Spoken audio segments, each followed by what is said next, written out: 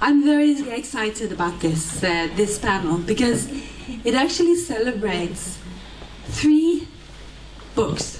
One is still to be published. It's a Handbook on Law and Society in Latin America, which is very appropriate and much needed because a lot has happened in the last decade at least in law and society scholarship in Latin America.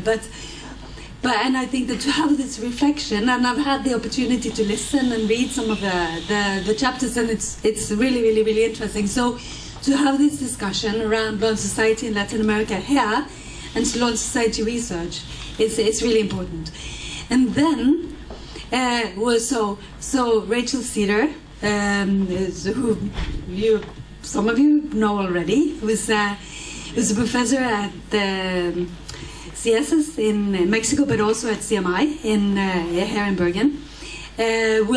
Is the editor together with Karina Ansolabehere and Tatiana Alfonso, and you'll present them more later, and they will have a discussion around this. But Rachel has also edited another book that just came out. And it is, yes, you should definitely give it an applause. It's on demanding justice and security, indigenous women and legal pluralities in Latin America. And it's also related to a project that you were heading and that came to a completion just recently. And you'll say a little bit about that before going into the discussion about the handbook. And then, towards the end of this session, and before you go to the Knut Vegges and get wine and food, you will have another treat, because we will also celebrate the publication earlier this year of Social Rights Judgments and the Politics of Compliance, which was edited, among other, by Malcolm, who's sitting in the back there, and you've heard him sometimes today earlier, probably if you were here. And he is going to speak about that book and discuss it with Bruce Wilson, who's also here, and who actually contributes to both of the books. So this is a very, very, for us at the Center on Law and Social Transformation, that so many of the scholars who are part of the center and who have been so central to the center for the whole time and before it became a center, it's a real treat. And also because the issues are so important. So I'll just give the microphone to you. That's all we have to work with today, I guess. Thank you very much, Siri, and well, thank you everyone for being here at the end of a great first day of the exchanges. I was talking to Pilar Domingo, who was here earlier. I think she's still around somewhere, and we were remembering that the first time we came to Bergen was for a conference that Siri organized on courts in 2000. So it's a long time that we've been coming to Bergen, and lots of work that we've been doing linked to Bergen. And since we're here to celebrate 3 books, 2 published and 1 which we'll talk about more, which is nearly finished. I wanted to say that, I personally, I'm sure many of people in the room are completely fed up of counting our publications in terms of numbers. Kind of rebellion against citation indexes at the moment. No.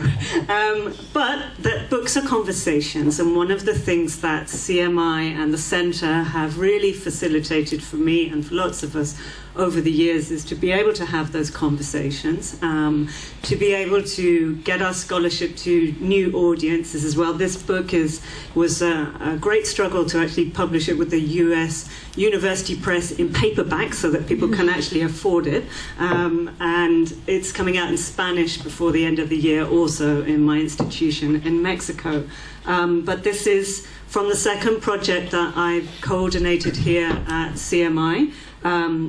The title is Demanding Justice and Security, Indigenous Women and Legal Pluralities in Latin America.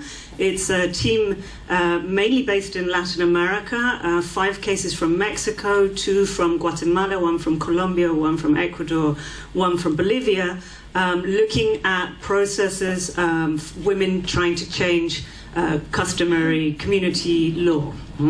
And it's also distinguished by the fact that, most of the people are anthropologists, so they're ethnographical studies, and in long-term collaborative relationships with women's organizations in the region. So we started off looking just at justice, and as we did more ethnography, we expanded it to justice and security, because there's no way of separating claims for justice from claims for security. It's also part of a conversation with academia in our countries about securitization paradigms, which end up fetishizing the state and more state, and this is an exploration of different ontological constructions of security and justice. So that's what I will probably say about that book, but to say that I think it has a lot to there are a lot of conversations going on with some of the panels this morning, particularly the one about child marriage and the work about, what are the levers for how you do change gender ideologies in society, how you change custom, which is a dynamic construct, but that conversation this morning about which traditional authorities do you work with, when there's a lot of work now being done in Latin America around those same issues. And indeed, one of the previous books that I edited, which came out of a CMI project, was trying to get that conversation across some sub-Saharan African cases and some Latin American cases. So this is more just Latin America, but I think that broader conversation about legal pluralism, what we understand by legal pluralism, working within frames of legal pluralism, and also the ways in which custom gets fetishized and mobilized around politically, and how one works against with that in order to change that. Those are some of the things in this book. So I would, if you're interested, please let me know. We get some discount from Rutgers as well. And we'll also, there will be a short break, and then people can have a look at the book, please. Thank you. And now I need to put my glasses on so I can see what I'm going to say next. As Siri had said, we three are in the process of finalizing 2 years' work? 2 years' work.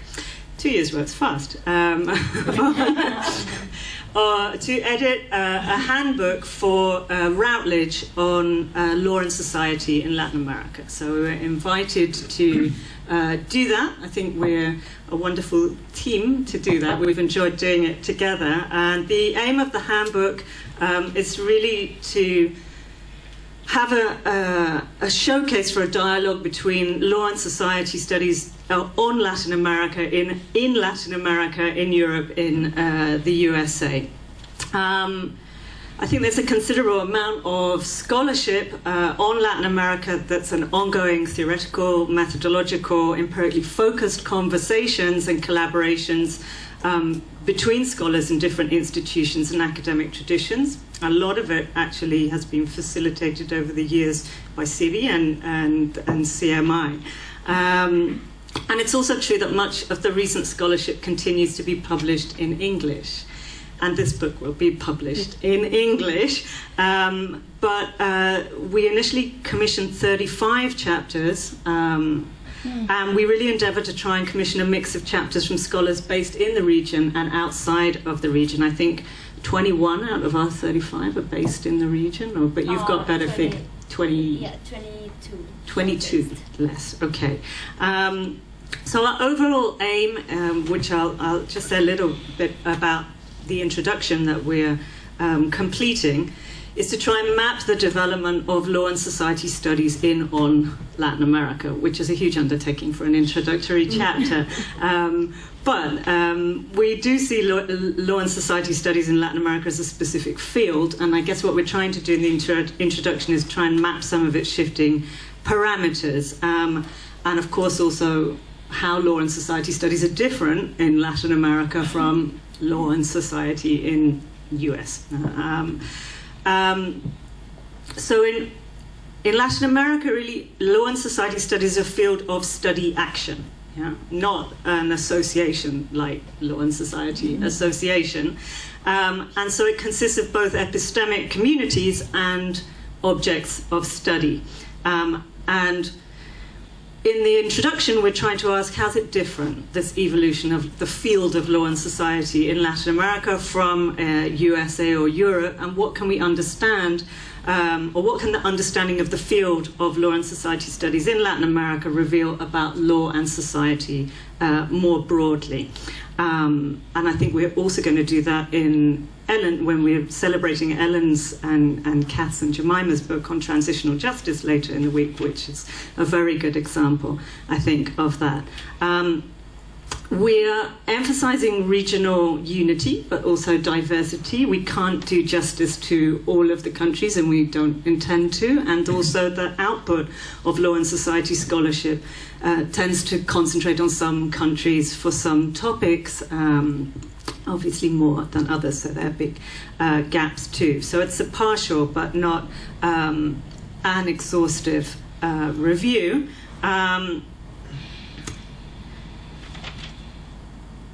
There are a number of central themes that do come to mind when we think about law and society in Latin America.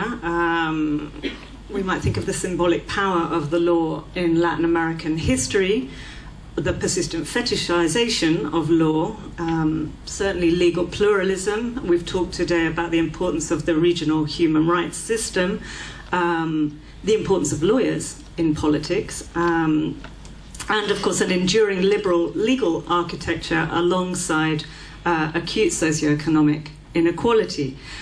But what we don't try and do in the introduction and in the volume is characterize law in Latin America.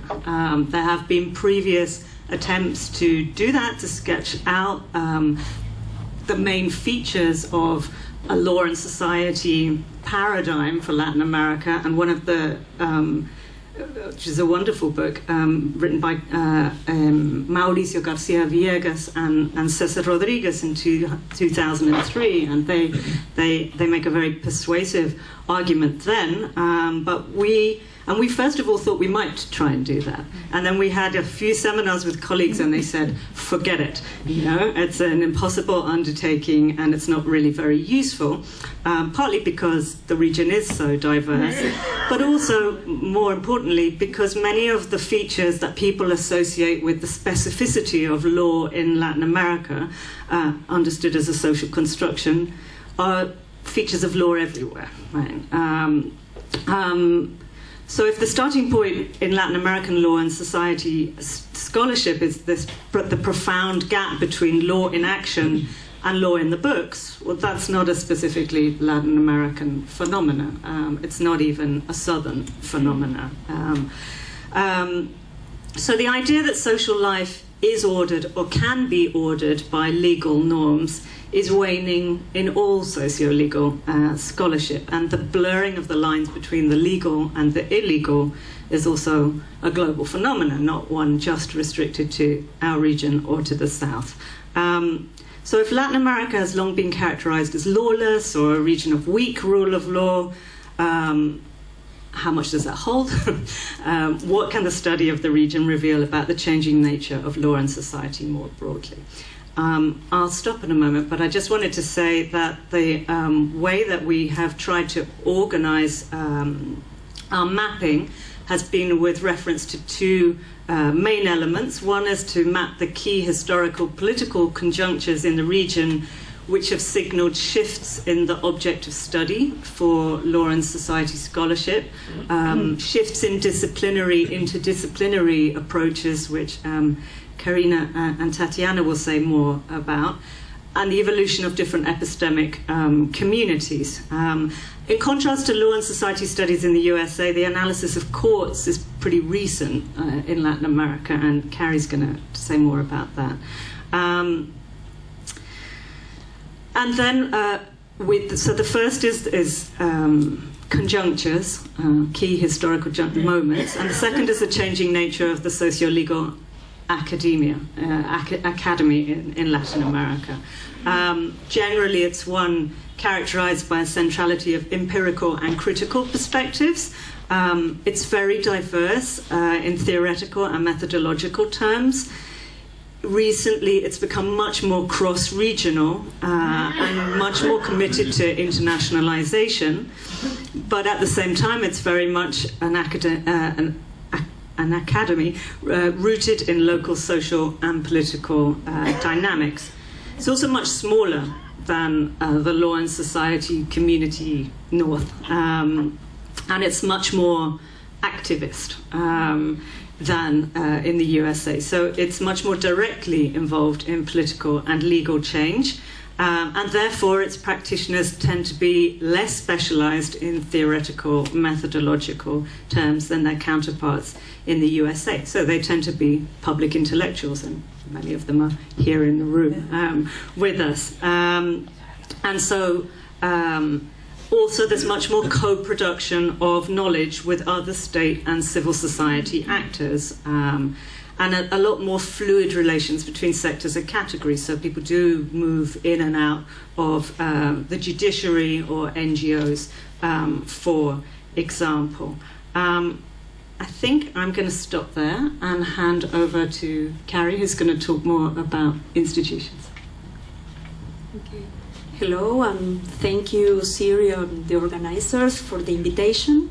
It's a pleasure for me to be here to talk about the Handbook on Law and Society in Latin America. So I want to talk a little bit about one of the parts of the main parts of the handbook, that is, we called New Constitutional Models and Institutional Design in Latin America.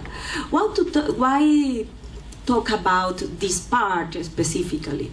Because it was an area with where a huge amount of work, academic work, was developed in the last 2 decades, and this is new. Probably because legal institutions were not were not recognized key political actors in the region until the democratization process.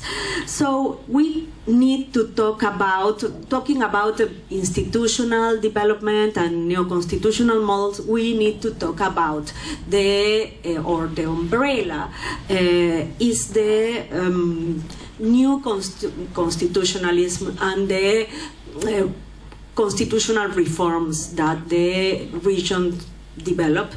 These constitutional reforms were very interesting and advanced. They expanded the rights declaration and developed new institutional models. And in this trend, legal institutions were modified.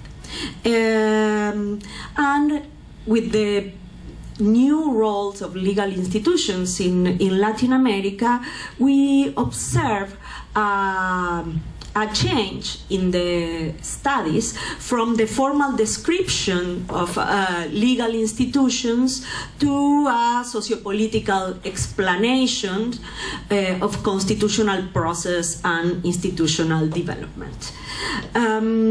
So we mapped the main topics on this development, and we find that court became a focus, a repetitive focus in the studies, but we starting to see a new emphasis in other legal institutions like prosecutor's office, prisons, police, and of course the consequences of constitutional reforms. And in the other side, we starting to see in the contributions of the handbook some intersection points, especially between how this institution work and how these institutions intersects with new agendas or new human rights agendas, especially transitional justice. It's a field, a very, very active and prolificous field, and the role of the international tribunals, especially the regional tribunals, the Inter-American system of human rights, was really problematized in the region, and new research was developed about that. So we identified some concerns, some shared concerns in this literature. Maybe we can define these concerns as the interdependence or the relationship between independence of legal institutions, the concern for the stability of legal institutions when they became active, and their relationship with the political context, especially the governments and executives, and the socio-political and the potential for transformation of these institutions. So we are in Latin America, in this literature, see some shared interest. And in the other hand, we identified another shared interest, and especially an interest on how the criminal justice system is working, an interesting or a criticism of punitivism, and the role of a human rights institution. It's interesting because these topics are related with the topics we talk about in the morning, especially the role of a criminal justice system and what is happening when the punitivism or and with the reforms of criminal justice system. So I think I will stop here and give the microphone to Thank you, Karina. Thank you, Siri, and everyone for organizing this and for allowing us to present the book, which is almost done. I was telling someone, Erin, that almost is the most common word in this process. Like every time you think you're done, you're not. You're almost done. But we're almost done with this. And so I'm finally going to say a couple of things about the other section of the book, which is on law and social movements, and some chapters on specific institutions and how they work in Latin America. So as you know, law and social movements is one of the subfields that are probably more explored in Latin America. Latin America both as a site of interest and as a place of production. So many people here, as you know better than us, have worked on these issues and have looked at how social movements engage with the law in different ways. Of course, it has come with that wave of democratization that Karina was mentioning, and how conflicts have been taken to the legal ground. So we see a lot of studies looking at judicial decisions as outcomes of processes of social mobilization. And I think Bruce is going to talk more about this. But we see a lot of research looking at those cases and how social movements use the law, engage with the law, and of course how they are able to produce or not a legal result, right?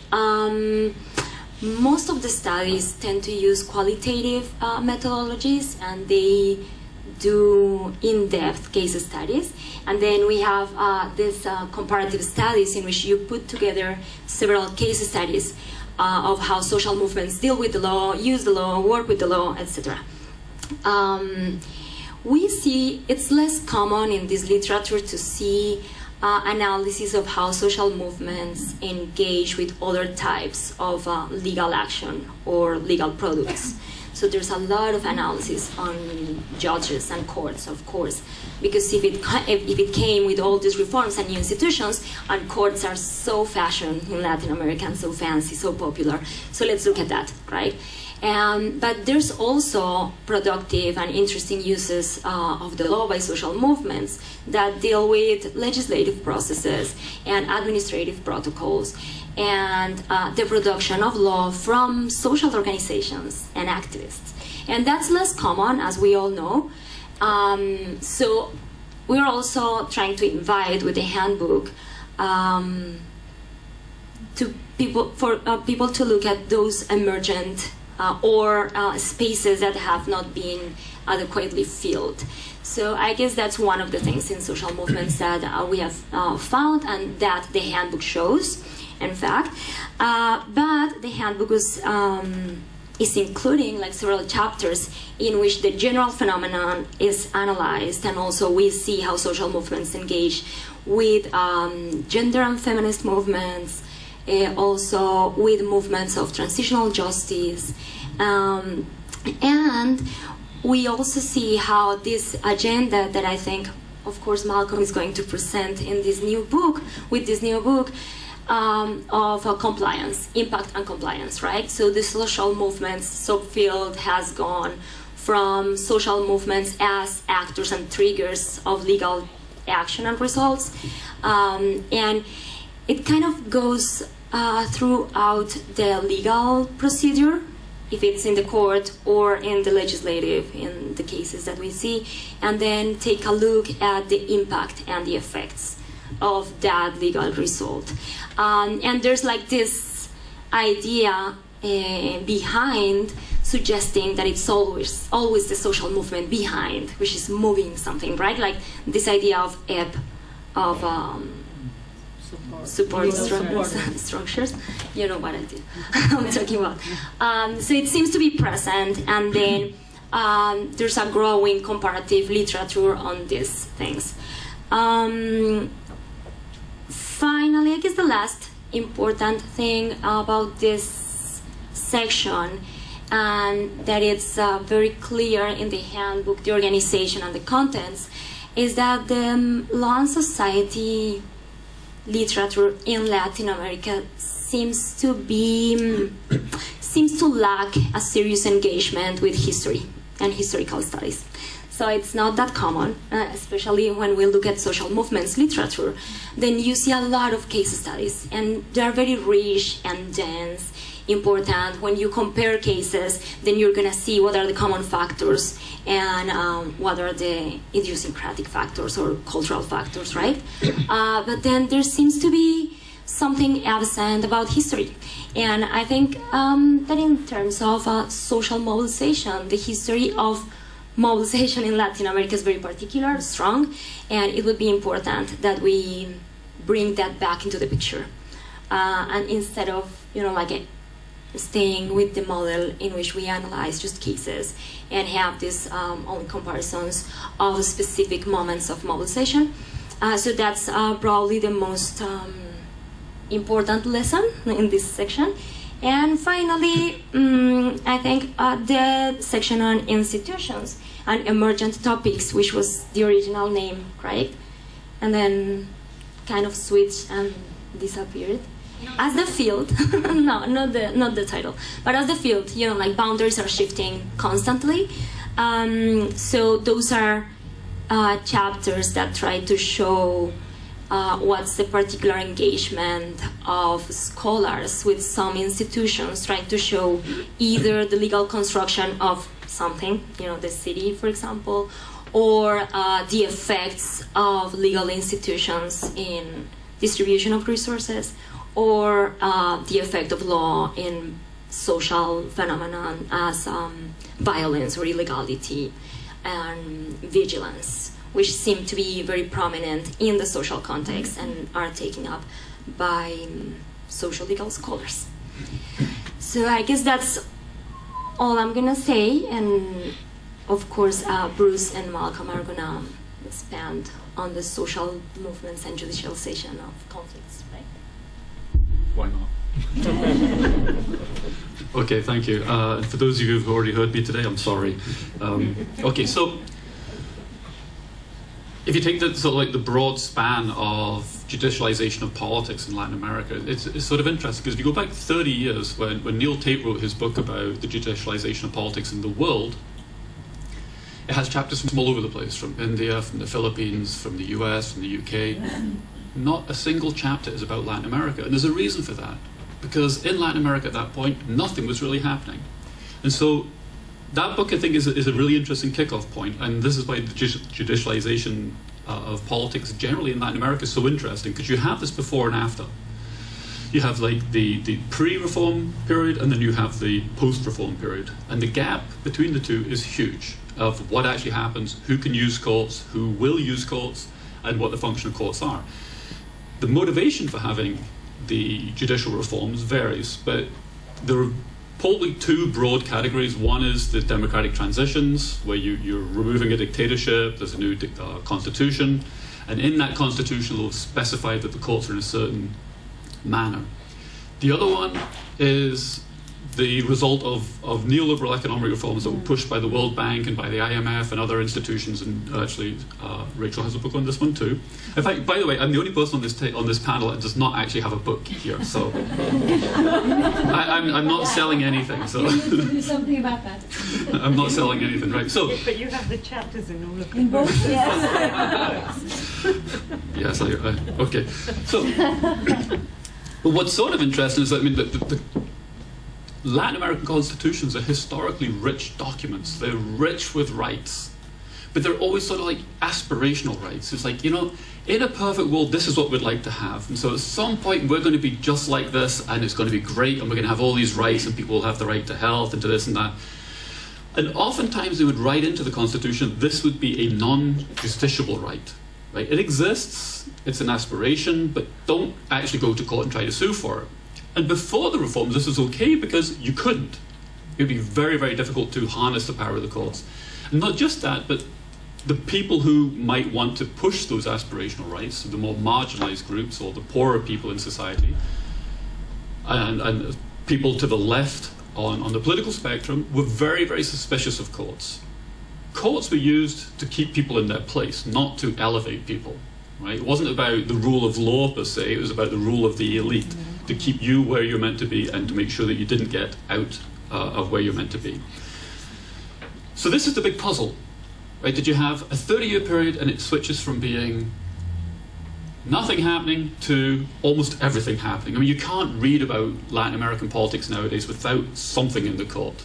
Not a newspaper story about Venezuela where they're dropping grenades on top of the court, or in Nicaragua where they've recaptured the court, right? So the courts are front and center and everywhere. And Dan Brinks, who's not actually here yet, he'll be here tomorrow, he'll tell you himself, argues that there is no country in Latin America where you can afford not to pay attention to the court. You have to pay attention. And so there was the neoliberal ones, the goal was to force courts, or to give courts the power to make governments act within the constitutional remit. And for you and me, that might, well, that sounds fair enough. But the goal was actually to stop governments from nationalizing industries or expanding healthcare or anything else. So the whole idea was that you'd be able to restrict this. It's not really what happened, but that was the goal for many of the reforms. So many of these rights are not justiciable, and so with the reform, they're still not justiciable in many cases, but the way that the courts operate allow people to have access to it.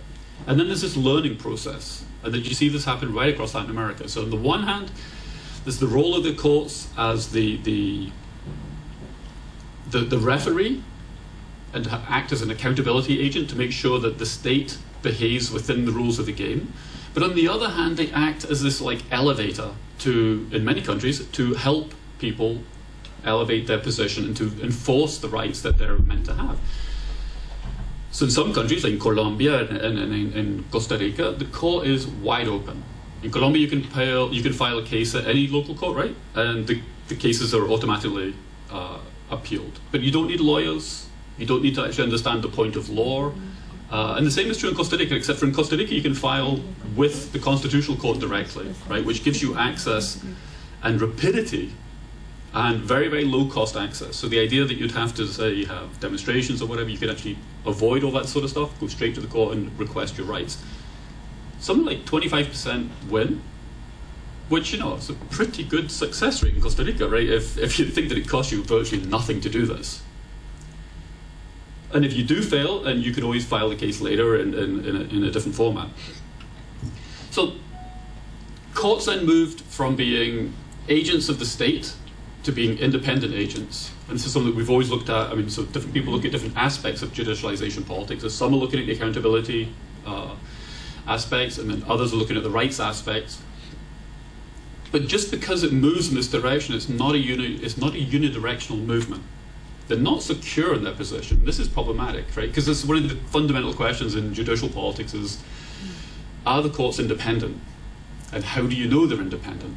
Well, the way you know they're independent, well, you actually can know if they're not independent, right? Because they collapse or they get taken over. And then you say, well, no, it wasn't independent. But you can't actually, it's very, very hard to prove that it's independent, right? And so if you think about, depending on the rules of the court, you can recapture the court. This is what happened in Venezuela, where first with Chavez and then Maduro, where they actually took over the court entirely, right? It happened in Nicaragua, where the formal rules make it look like the court should be independent and that you couldn't capture it, but because of the political actions of certain agents within that, they have recaptured the court. And so then the court allows the president to stand for re-election, he bars these other agents from acting, and so you end up with this entirely, what looks like an independent court suddenly becomes an agent of the sitting president, and you're back to where you started. So in many ways this is like a Pandora's box. There was no anticipation that if you open up the courts either as an accountability agent or as a rights enforcing agent, that you would have what we have now. Where in Colombia there are, I mean, thousands and thousands of health rights cases, which is actually a right that is not justiciable in Colombia, right? Technically it wasn't meant to be, but it is. In Costa Rica, health rights are also real, and there's no health right in the Constitution, right? So even though the Constitution is quite short and it's quite succinct about what the rights are, through jurisprudence and of the judges, they have generated a right to health by coupling together international law and coupling together various parts of the Constitution, like the right to Social Security, for example, which has something about health at work, and then the right to different aspects, the right to life for one. And they put them all together and they came up with a right to health, which has had a fundamental impact on the ability of people to access healthcare inside a state-owned system. So my point here is that this is why this book is so good, right? And it's very timely. I think the original one that I think opened up people's eyes to this was Rachel's other book in 2005, which looked at the judicialization of politics in Latin America. And then this one, I think, is a nice return to see where we are now. And this is the normalization of judicialization of politics, right? Now we know it exists, we can spend time, and people do now. So you have all sorts of studies. You actually have these replications of US high quantitative, like large N studies of court decisions in Latin America now, which we never used to have. You have ones that look at panel decisions and whether judges are agreeing with each other and what it means. And then you have questions about access. We have questions about the court decision making. We have questions about the part that Malcolm's about to come and talk about the decisions of the court and then the compliance of the court, with compliance of people with court decisions. Okay, and so all these different things, these are distinct parts, analytically distinct, and it's still very much a pluralism of methodology that's being used to understand courts and the impacts of courts in Latin America. And I'll leave it with that. Malcolm? I think I'm coming out. No, we're going to open okay. up now so that people can engage for a little while, and then we'll do the compliance book after. Okay. Contributions and questions from the floor, then, I think.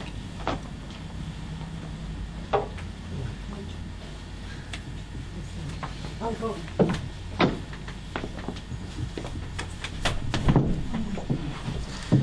Luciana from São Paulo, Brazil.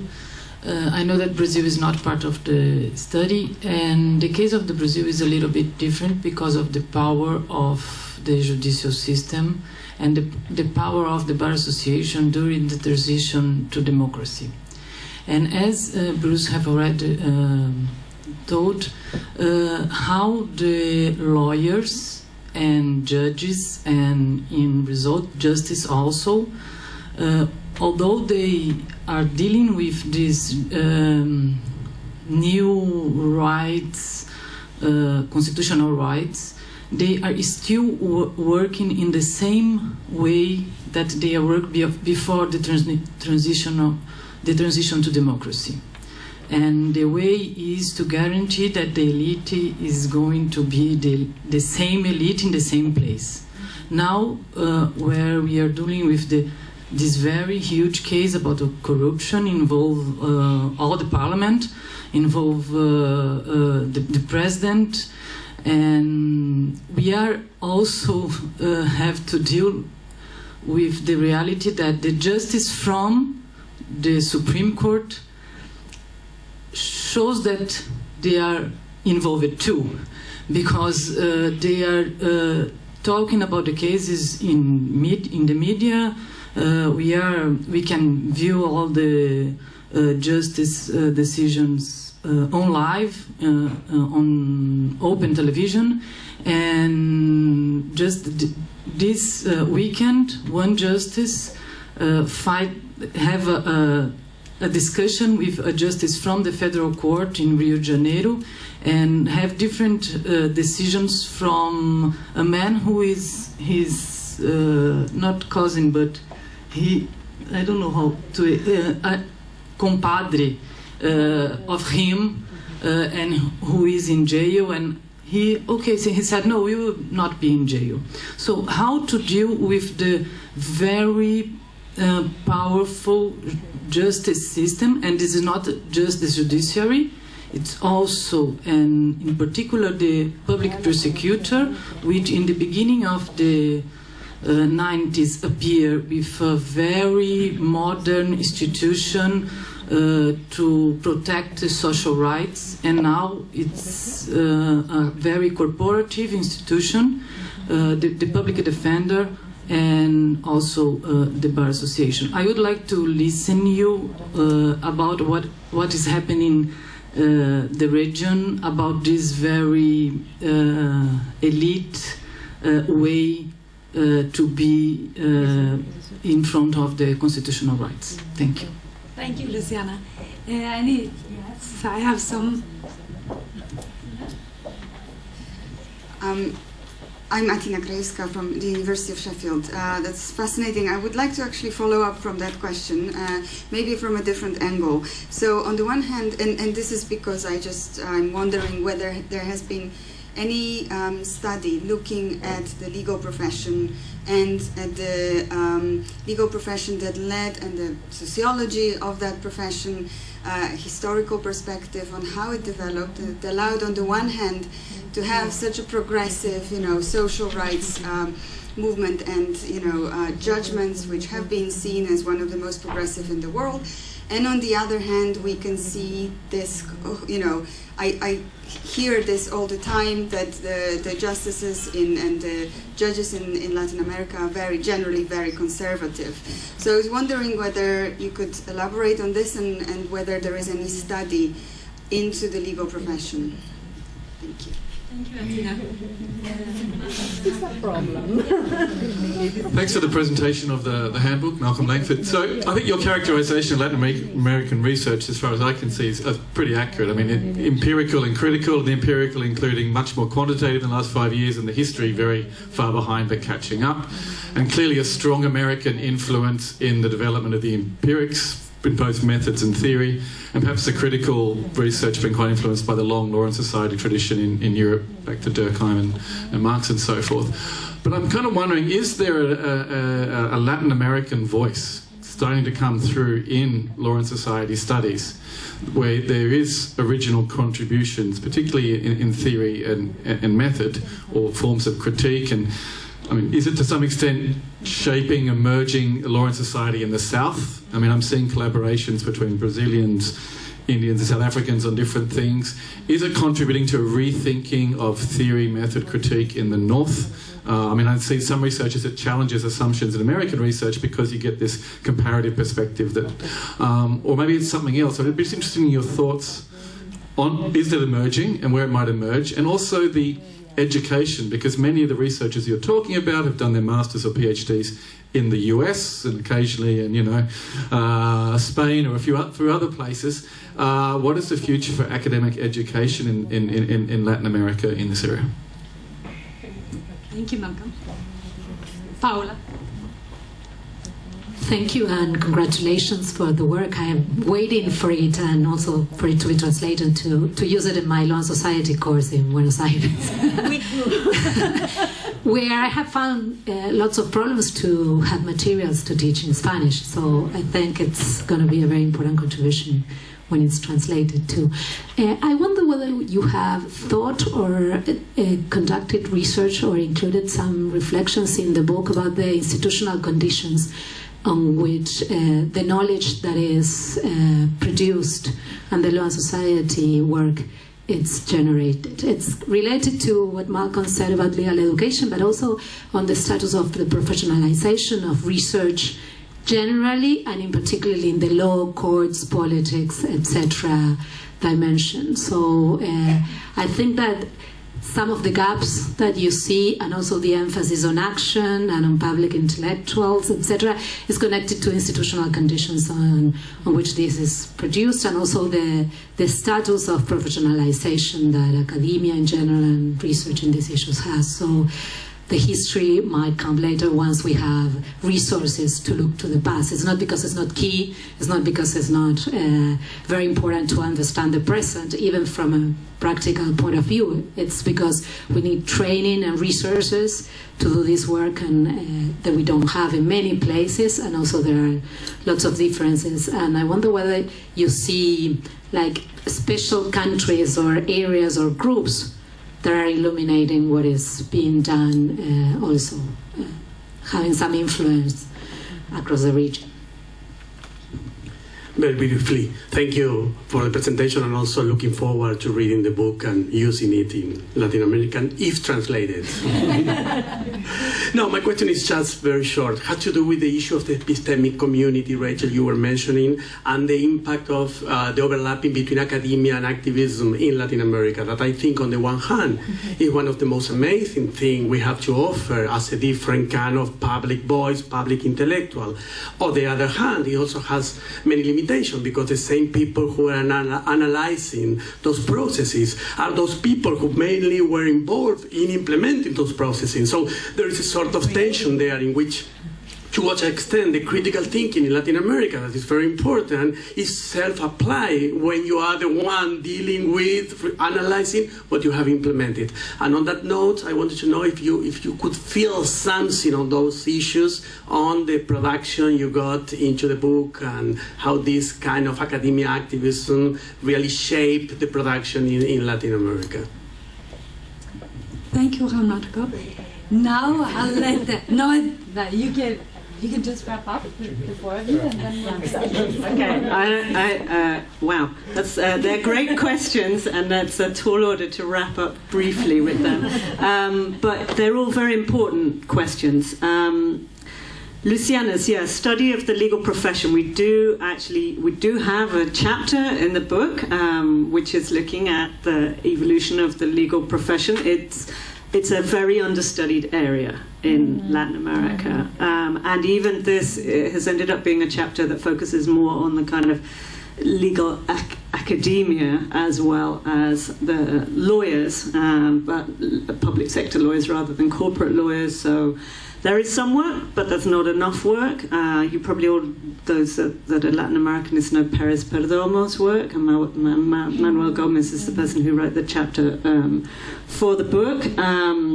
But we definitely need more work on the lawyers, and those are puzzles. You pose the right puzzles of how do you explain this seesaw backwards and forwards.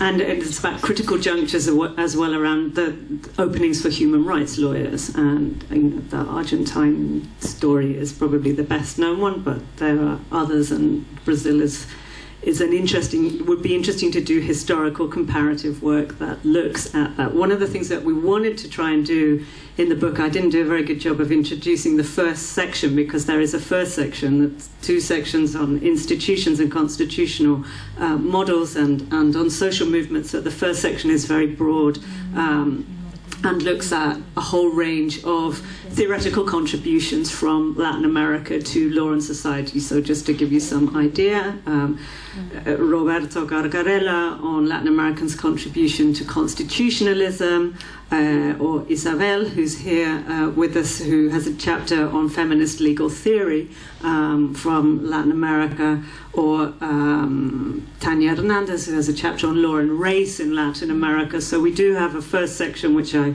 haven't explained here, but it's looking at issues about law and violence, about legality, illegality, and legal pluralism, about the role of the state and law in Latin America, about Marxist perspectives on law and inequality in Latin America. So I'm not answering very thoroughly Malcolm's question, but that's also one of the ambitions of the book, is to set that out. Did you want to say something? Yeah, no, I just wanted to say that one of the things that is interesting but difficult to verbalize is that when you compare the index of this handbook to so many other handbook of law and society, which, as you know, there are a lot, right? The index and the contents end up being very different. The map is different. And that's also related to what Rachel was saying about the first part, in which you can see like some topics which end up being Latin American contributions to the field, like theoretically speaking, right? So I think that's also, it's a different map. And it ended up being a different map, of course, because of the networks, and the conditions under which the knowledge is produced, but also because of the production, like in the region, So.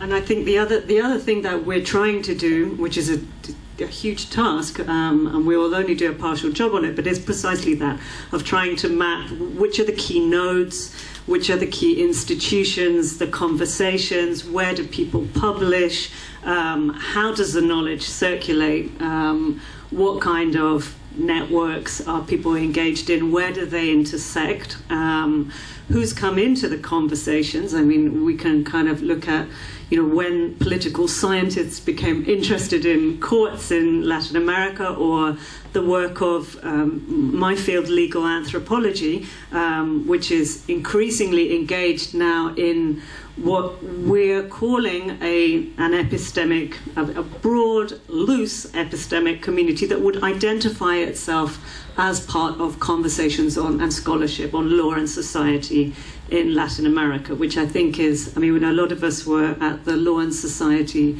Association conference just recently, which was held in Latin America for the first time in Mexico City, and it was very striking and quite wonderful for us. It was the biggest year, but one saw so many scholars that who normally don't go to Law and Society Association, who are now increasingly engaged in a regional conversation about that community.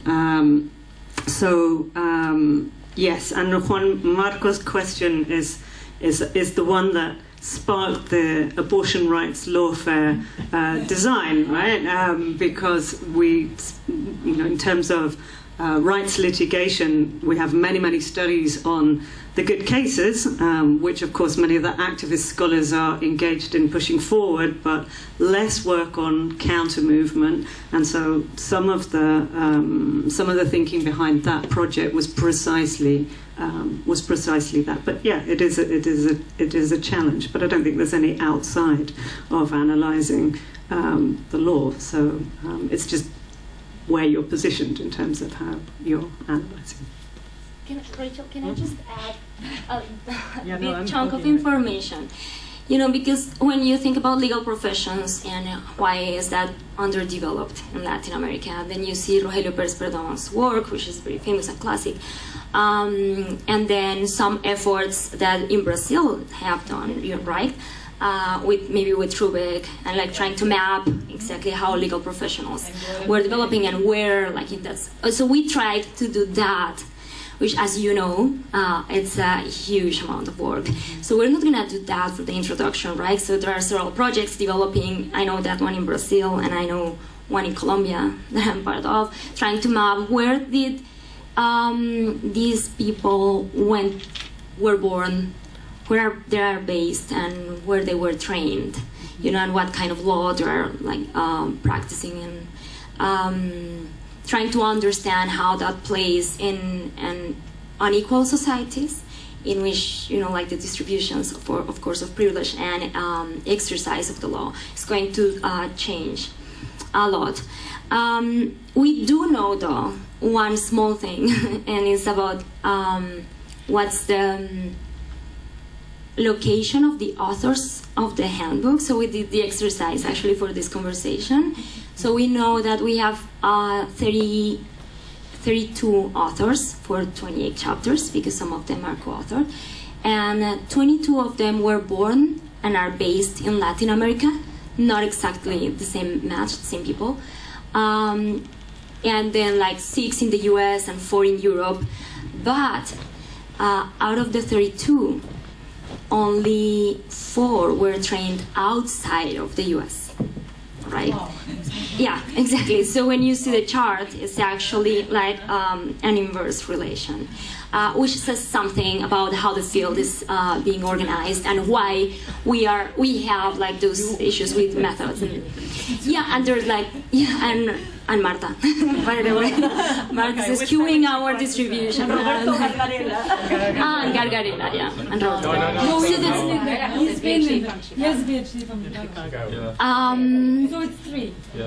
Well, we should have known that, and then we looked for some information just to make sure, whatever. Well, then maybe he's the 4th. He has 2 PhDs, one from Argentina. That's why. So we're gonna add him.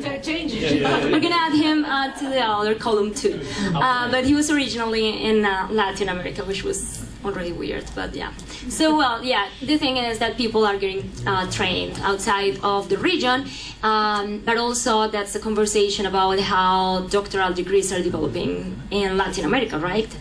So I think Isabel Cristina knows the landscape way better than anyone, but like we have not had doctoral degrees for a long time. And finally, there's that question about what are they getting trained on? Some of them just, get doctoral degrees in law, which means different things for methods and theory, and some of them, less of them, get trained in social sciences. So that was it. I only want to say one more thing regarding academic, regarding legal communities and legal education and the institutional conditions.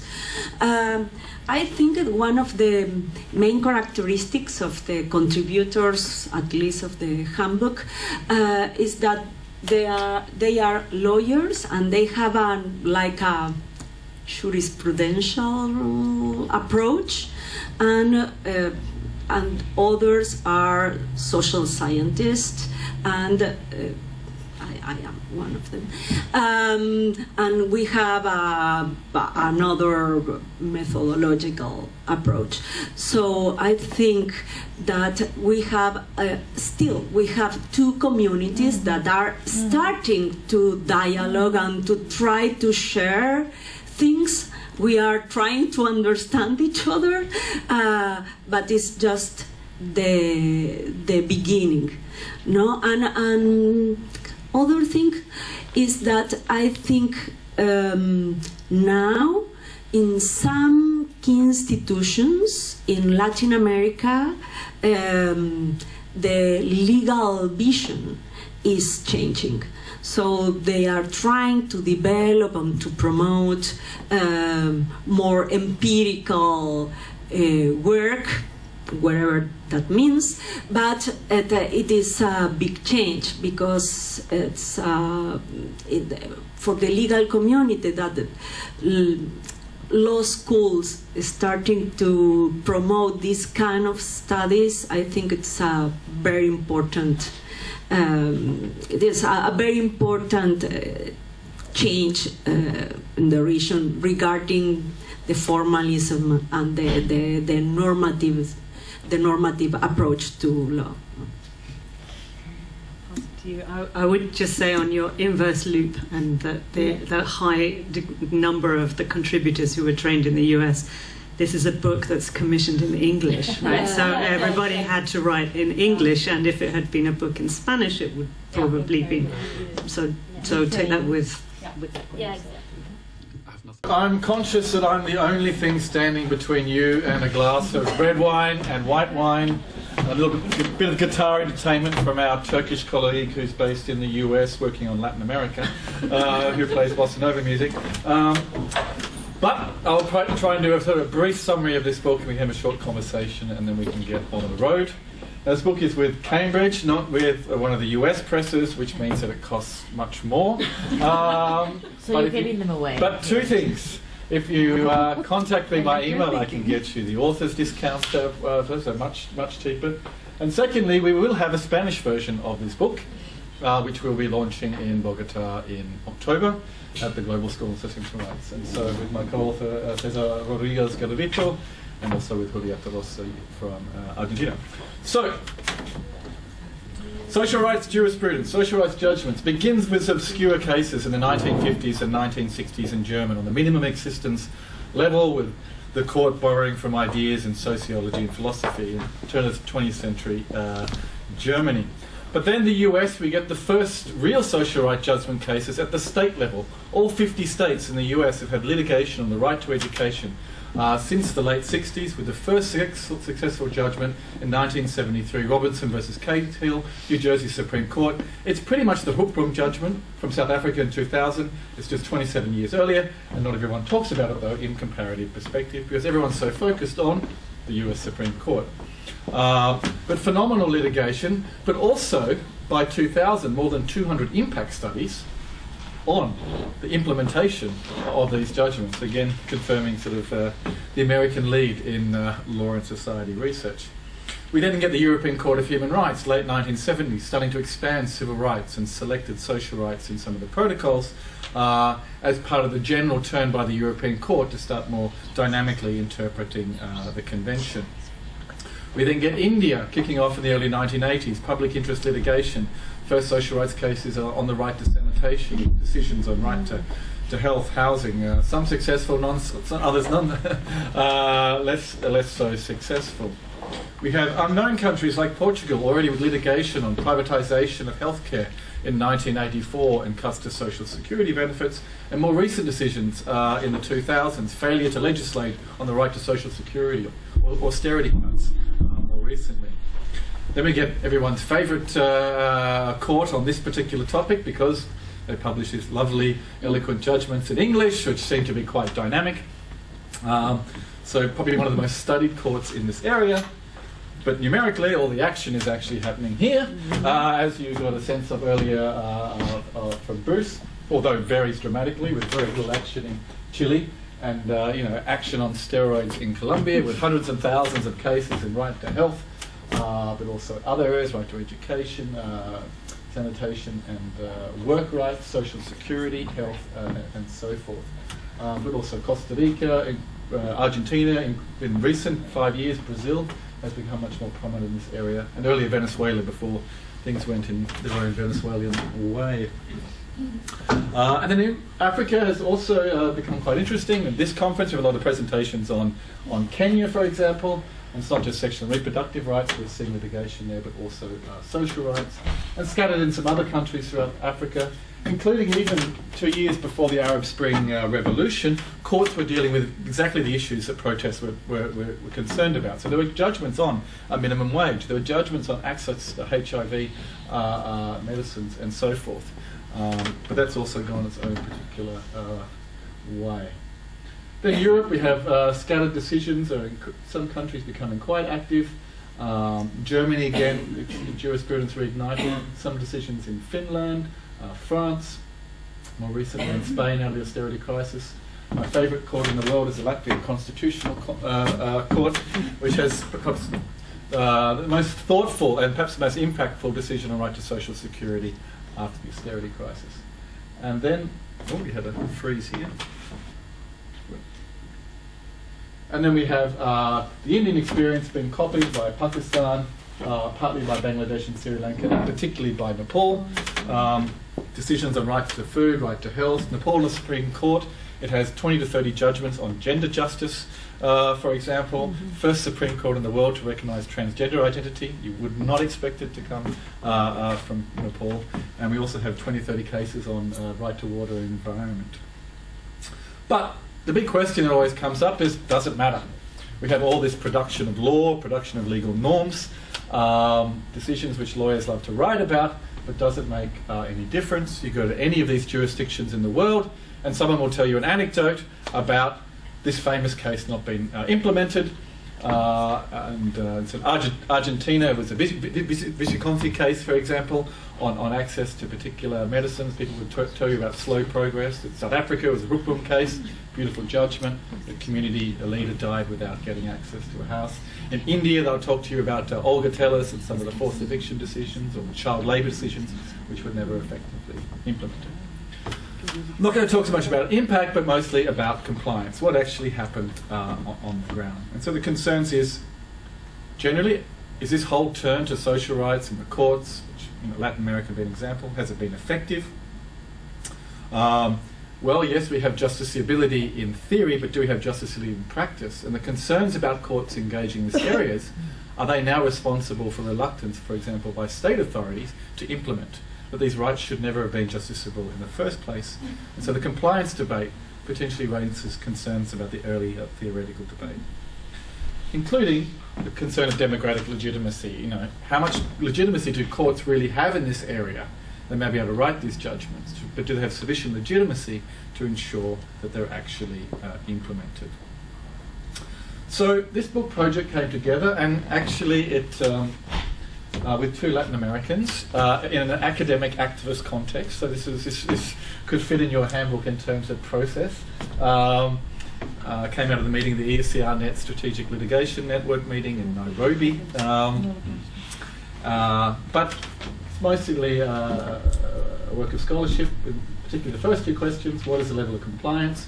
What explains it? But then thinking a little bit more in terms of practice. What can be improved? What strategies actually worked in improving compliance with social rights judgments? So firstly, measuring compliance, there's a lot of methodological issues. On one hand, it's very easy. You look at what is to be done, by whom, and by when. But the thing about the moment you get to compliance, when a judgment comes down, you also get politics. It's going to be contested immediately. What is to be done? The defendants will contest it. Maybe different plaintiffs have different ideas. Who is meant to be doing it, and by what time? And when we see more complex judgments with more actors and time frames and lots of orders, this may even be difficult to understand legally. The book involves, though, single case studies to large end, trying to get a handle on this. We actually have, it's interesting, the Latin American countries dominate. So to go back to Bruce's example recently about not appearing, we have Colombia, we have Argentina, we have Brazil, Costa Rica, then two from North America, Canada and the US.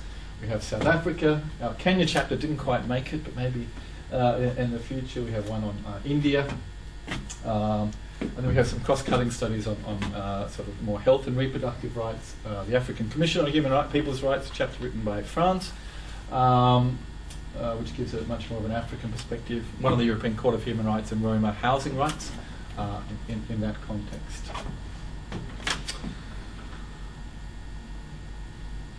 Measurement challenges. So one of the most difficult things to measure in compliance is it only a 1 or a 0? Or is it only when you get full compliance that we're actually talking about something being implemented? What happens when we get something in between? When you're doing quantitative work, particularly across multiple cases or countries, you really want to have focus on full, because then it gives you a nice 1 or 0 to work with. But in most cases, it's partial compliance. And particularly when you get many orders or things are particularly complex. And this means that qualitative methods are particularly important when you can't capture that partial compliance with a quantitative method. So in the book we focus on both, partly because there's a slight bias towards qualitative methods in the book. But it's also important because you can capture influence in cases with over-ambitious orders.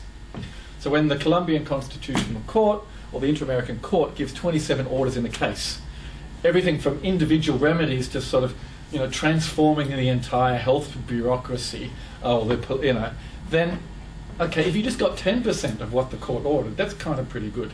And so the advantage of partial compliance framework assists in that.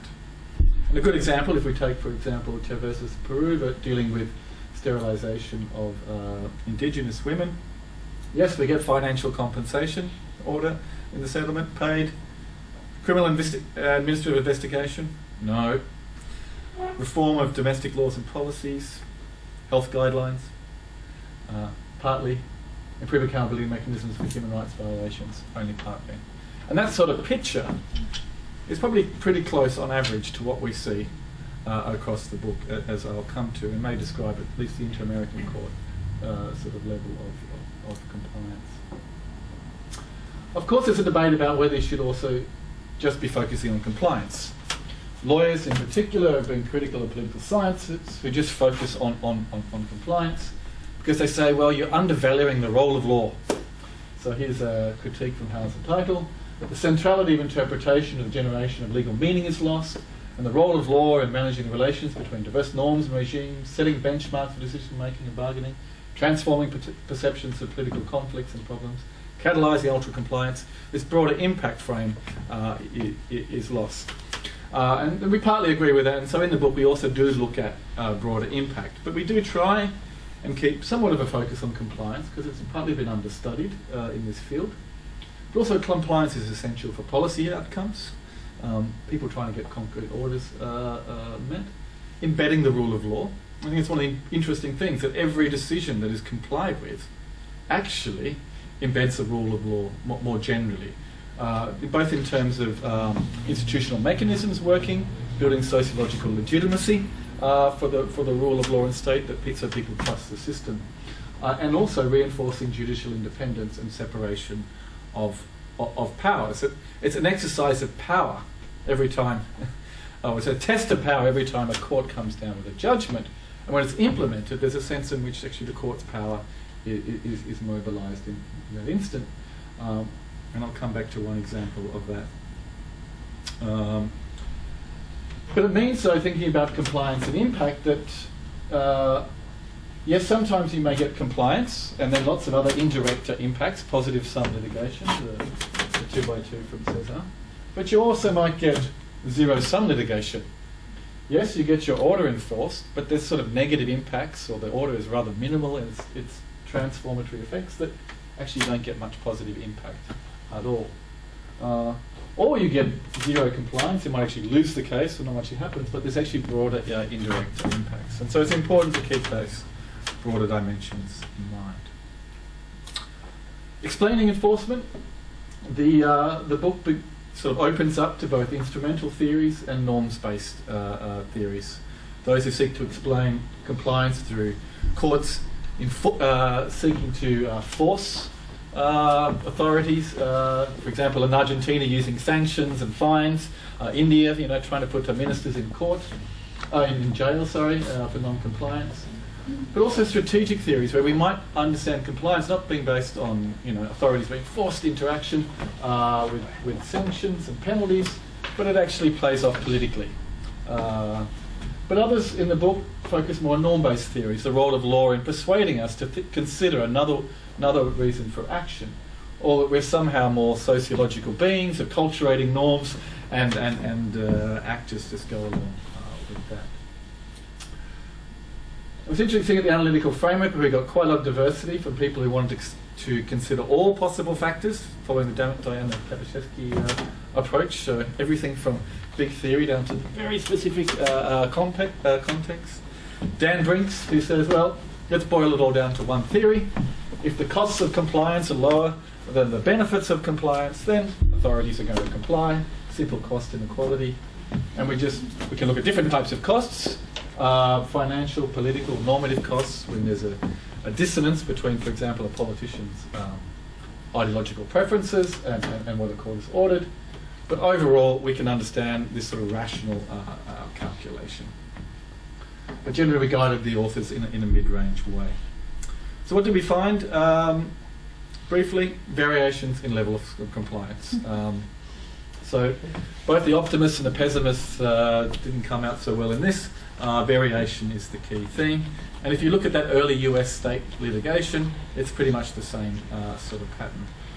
Perhaps importantly is we found no major difference between ES, economic and social rights, and civil and political rights compliance. There's a lot of literature predicting that social rights judgments will be more difficult to actually implement.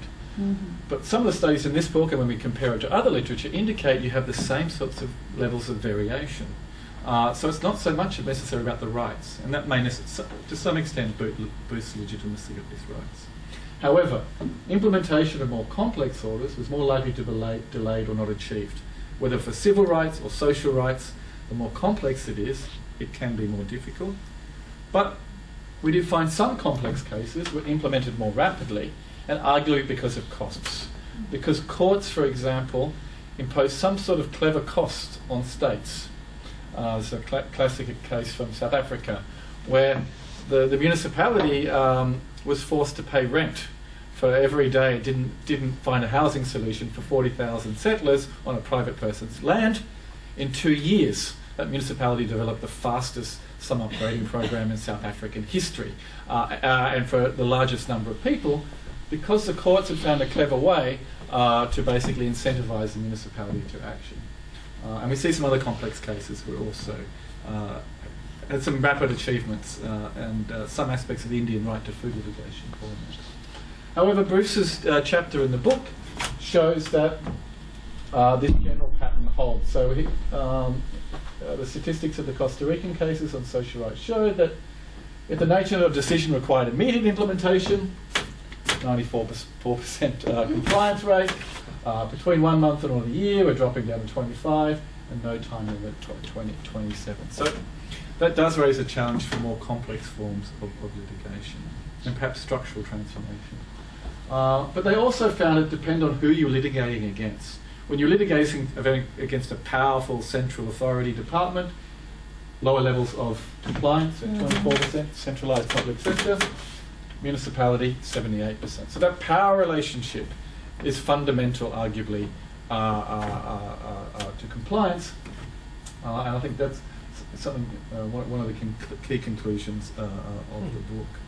Explanatory findings. Some of the issues or factors that we looked at was the size of the case, and got very contradictory findings. Some found that if you had a small number of litigants, they were able to achieve much more than a bigger group, and others are the reverse. And this goes to a broader debate, which we can go into. Social mobilisation seemed to be key pretty much anywhere in the world. If you don't have allies with you, wherever they are, whether it's a trade union, it's a sympathetic bureaucrat, it's a group of architects, it's challenging to get compliance. There's a debate in the book about judicial remedies. And the many lawyers think the harder the remedy you get, the more likely to get compliance. But there's also a pushback from that, and César Rodríguez chapter is emblematic of that. You'll also see it in others to say when courts take into account compliance issues and design remedies that are more reflexive, that allow the state participation in the design of the remedy, particularly when it's unclear or there could be opposition, and build in some sort of reflexive participatory framework for implementation, you may get actually higher levels of compliance. And then the status of the affected group. If you are an unpopular racial minority in Europe, even though you've got one of the strongest human rights courts in the world on your side, the European Court of Human Rights, you're not going to get very far. So for Roma, particularly for Roma in Eastern Europe, but also Roma and travellers in Western Europe, very low levels of compliance.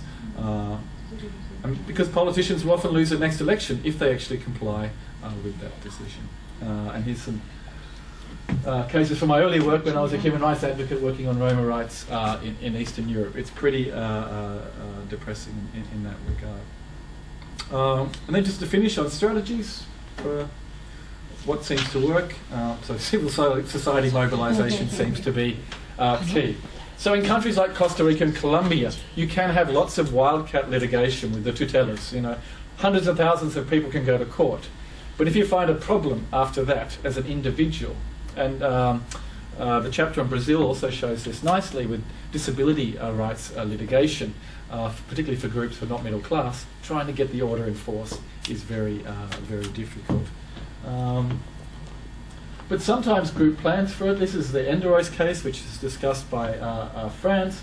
They're one of the few instances that I've seen where a group engaged in strategic litigation went and got funding for implementation of the potential future decision 3 years before. Because generally I find that lawyers and NGOs will get lots of financing to get a judgment or achieve some sort of policy outcome. But we're not thinking about fundraising actually for compliance, which may take longer. Think about Brown versus Board of Education. Okay? 60 years and we've still got compliance issues going on. And they managed to do that, and that's been a very difficult decision to implement.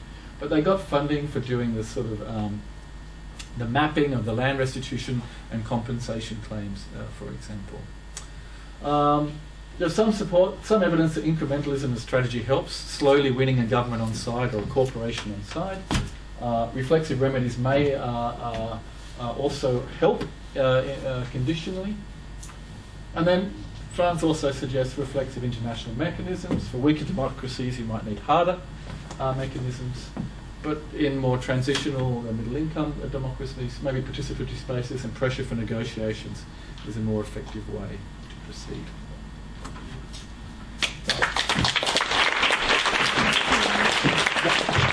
So now you can all discuss over wine the issues of compliance with Malcolm all night, except when we have music. Yeah, and also for the rest of the week. Yeah. This was great. Thank you so much. And thank you so much for being here tonight. And then we will walk together to the villa. And Siri, there is a good news from Chile. They already approved in the Constitutional Tribunal the law project. So wow. Yeah. Very, very good. This was excellent. Perfect.